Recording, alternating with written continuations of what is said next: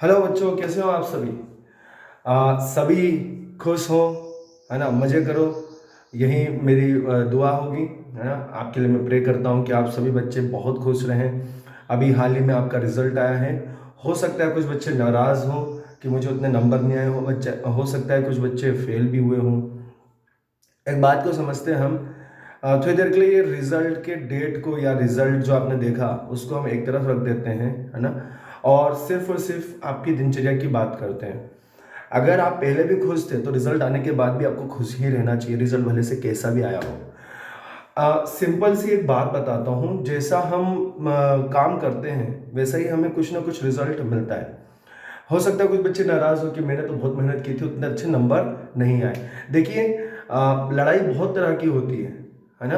लड़ाई बहुत तरह की होती है, हाथ पांव से लड़ाई की जाती है, कई बार हमें एग्जाम देनी पड़ती है, उसकी भी एक लड़ाई होती है। अगर उस लड़ाई के हिसाब से हमने तैयारी नहीं की है तो जाहिर सी बात है हमारे मार्क्स कम आएंगे। तो उसके लिए नाराज आप हो, अच्छी बात है। लेकिन जो भी आपका रिजल्ट आया है उसको जस्ट रिजल्ट मिला, आप शांति से बैठो, अकेले में उसको उस रिजल्ट को देखो। और अपनी एक डायरी, जो भी पर्सनल डायरी हो, देखो एक चीज़ बता दूं, जितने भी स्टूडेंट्स एक पर्सनल डायरी जरूर बनाया करो। ये पर्सनल डायरी में आपके सक्सेस, आपके फेलियर को एनालाइज किया करो कि आपने क्या काम किया जिसके कारण आपको सक्सेस मिला और क्या काम किया जिसके कारण आपको फेलियर मिला। तो आपने रिजल्ट देखा, आपको खुशी हो रही है तो भी आप एनालाइज करो, आपको फेलियर मिल रहा है या आपको नंबर कम मिल रहे हैं तो भी आप एनालाइज करो कि मेरी कहाँ गलती रह गई थी। कुछ बच्चे जैसे बोलते हैं कि सर हमारे मार्क्स अच्छे नहीं आए, या कुछ बच्चे बोलते हैं हम फेल हो गए। मैं आपसे एक क्वेश्चन पूछना चाहता हूँ, क्या आपने रिजल्ट देखने के बाद अपने आप को एनालाइज किया, अपने आप को देखा कि मैं कहाँ गलत था कहाँ सही था? ये जरूर कीजिए। इसको करने के बाद आप डिसाइड करिए कि क्या मेरा रिजल्ट मुझे शो करता है। देखो, मैंने बहुत सारे एग्जाम दिए, मैं पढ़ा रहा हूँ बच्चों को, तो मैं कभी भी ये नहीं सोचता कि मेरा रिजल्ट कोई बहुत अच्छा आया है। अभी कुछ ही दिनों की पहले की बात है, एक बच्चा था, उसने मेरे से बोला कि सर आपका कोई ऐसा रिजल्ट है जिसमें बहुत अच्छे मार्क्स आए हैं? तो मैंने बोला नहीं, ऐसा कोई रिजल्ट नहीं है। हो सकता है, लेकिन मैंने उसको जवाब क्या दिया, नहीं ऐसा कुछ नहीं है। देखो, कुछ लोग अपना रिजल्ट बता बता करके ना बहुत अपने आप को बोल सकते हो फेमस कर देते हैं कि मेरा तो रिजल्ट ये है। और एक चीज होती है कि ऑटोमेटिकली आपके रिजल्ट किसी को पता चले, वो ज्यादा अच्छी बात है। क्यों? क्योंकि आपको किसी चीज का वो नहीं है, घमंड नहीं है, आप बोल सकते हो ईगो नहीं है। देखो, मैं जैसा भी बना हूं वो मेरे इन्वायरमेंट ने मुझे बनाया है। इस चीज को मैं बार बार हर बच्चे से कहता हूँ, देखो आप जो बने हो, आप सिर्फ और सिर्फ आपके आइडियाज के कारण नहीं बने हो, आपके माता पिता, आपके इन्वायरमेंट, आपके गुरु, सभी के आइडियाज को लेकर के आपकी परवरिश हुई है और उसके कारण आपका क्रिएशन हुआ है, वेल मेंटेन हुआ है। कोई बच्चा बोलता है मैं तो टॉपर हूँ, तो टॉपर क्यों बने? एक अच्छा टीचर मिला आपको, एक अच्छा परिवार मिला आपको जिसने आपको सपोर्ट किया। ठीक है, एक और बच्चा है वो बोलता है कि नहीं मुझे तो किसी ने सपोर्ट ही नहीं किया लेकिन मैं टॉपर हूँ। ठीक है, वो भी अच्छी बात है। हो सकता है कि आपने बहुत कड़ी मेहनत की हो, लेकिन ये कड़ी मेहनत कब तक आपका साथ देगी? कभी ना कभी आपको इन्वायरमेंट से ही सपोर्ट मिलेगा आगे के ग्रोथ के लिए। तो जो भी बच्चे फेल हुए हैं उनसे सिर्फ और सिर्फ एक क्वेश्चन है मेरा, आपने आपको एनालाइज किया, अपने आप को थोड़ा सा चेक किया कि मैं गलत तो नहीं, कहीं मैंने तो उस सब्जेक्ट को अच्छे से नहीं पढ़ा, कहीं मैं इरेगुलर तो नहीं था, कहीं मैंने क्वेश्चन पेपर में आंसर लिखते समय सारी चीज़ें छोड़ तो नहीं दी, कहीं मैंने अधूरे आंसर लिख करके सोचा बहुत मार्क्स मिल जाएंगे, आगे बढ़ता हूँ आगे बढ़ता हूँ, सो तो नहीं गया था मैं पेपर के बीच में।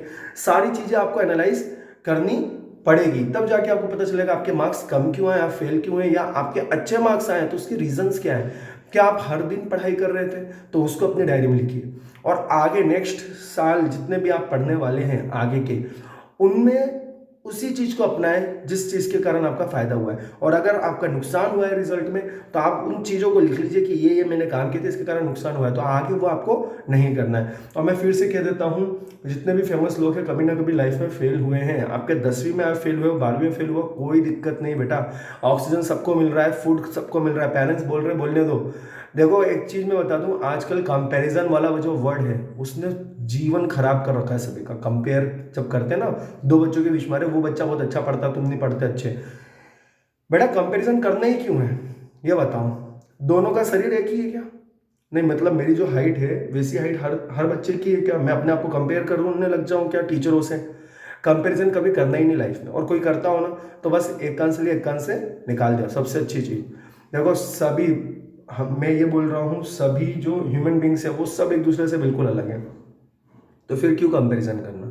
कंपैरिजन वहाँ किया जाता है जहाँ पे आप एक ही घर में पैदा हुए हो, एक ही तरह की चीज़ें मिली हुई है और एक ही तरह के गुरु पढ़ा रहे, लेकिन ऐसा कभी होता नहीं है। कुछ चीज़ें हम अपने आप से भी सोचते हैं कि ये टीचर मेरे लिए अच्छा, ये टीचर मेरे लिए खराब है। अच्छे टीचरों को भी खराब कई बार हम समझ लेते हैं और लास्ट में जब वो टीचर हमसे दूर चले जाता है तब रियलाइज़ होता है कि अरे वो टीचर कितनी अच्छी चीज़ें सिखा के गया और हमने उनको अच्छे से रिस्पेक्ट नहीं दी, है ना। फाइनली इस वीडियो का मेन मोटो ये है कि जो भी बच्चे फेल हुए हैं प्लीज़ अपने आप को थोड़ा सा आप इस तरह से मतलब चीज़ों को रखिए कि मैं फेल इसलिए हुआ हूँ क्योंकि मैंने कुछ ऐसे वर्क कर दिए पेपर को सॉल्व करते समय, उसके कारण मैं फेल हुआ। अपने आप को एनालाइज करिए, ना कि अपने आप को वैल्यू दे दीजिए कि अरे मैं तो फेलियर हूँ।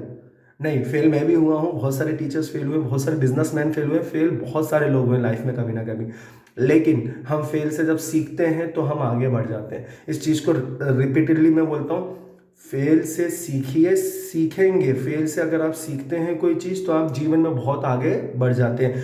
पास से इंसान उतनी चीज़ें नहीं सीख पाता, लेकिन जब वो फेल होता है उससे बहुत सारी चीज़ें वो सीख लेता है।